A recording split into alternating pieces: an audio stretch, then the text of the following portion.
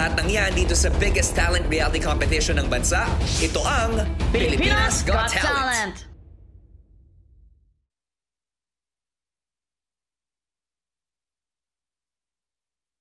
Ngayong halalan, buong puwersa ang primetime bida.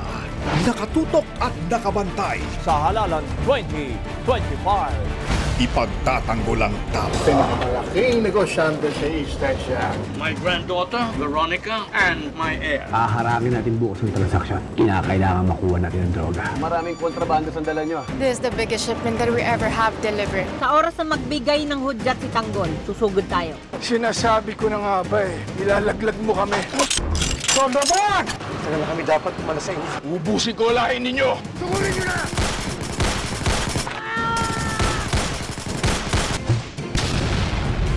Ilalaban ang dapat. Kailangan natin siya abutan. Because at any moment, pwedeng meron kumuha sa target. Patak mo yung takbo. Okay. Pare-pareho tayo mamamatay dito. Pakawalan ba na ako? Bilis! Itakas mo na sila! We are being chased on foot! Sandali! Ilalabas ang totoo. Hanggang nandito kami sa Pilipinas, lagi lang kaming matatakot. May nahanap ako na gagawa ng fake papers. Pero you don't have to do this alone. Kasama mo na ako. Kailangan ko lang po talaga makalis ng bansa kasama ng anak ko. Magkakontraba po kayo lahat. Pinoprotektahan mo lang po criminal na to. Miss Miranda, paano may kinalaman siya sa pagkawala ni Ana? Di ba sinabi ko sa'yo, huwag kang magtitiwala sa kanya? Aminin niyo nga sa akin, bakit ba parang galit na galit kayo kay Miss Miranda? Dapat malaman na ni Ana ang buong katotohanan. Sige, ano yung totoo?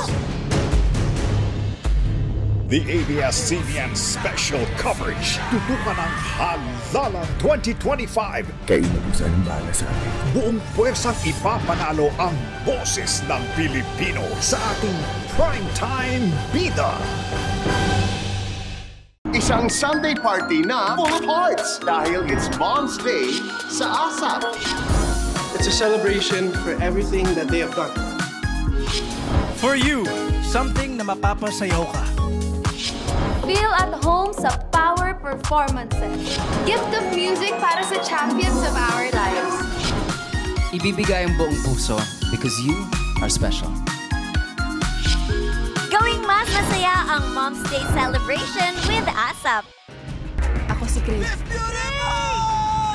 Simpleng babae, malakas ang loob. 2-5 lang ibibigay niyo sa akin? Ano to, lokohan? Announcement.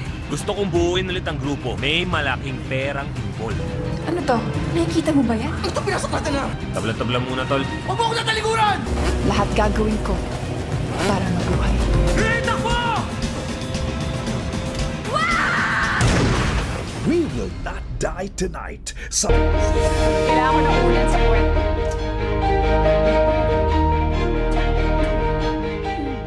Magandang gabi kapamilya.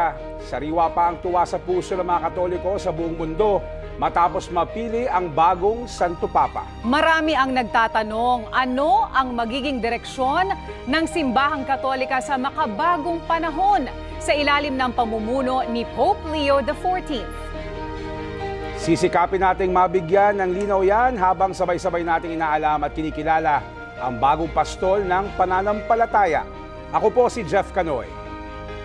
At ako naman si Zen Hernandez. Samahan ninyo kami sa susunod na isang oras sa Kapamilya Channel, Kapamilya Online Live, A to Z, All TV, ANC, ABS-CBN News YouTube channel at Facebook dito sa Pope Leo XIV, Viva el Papa, the ABS-CBN News Special.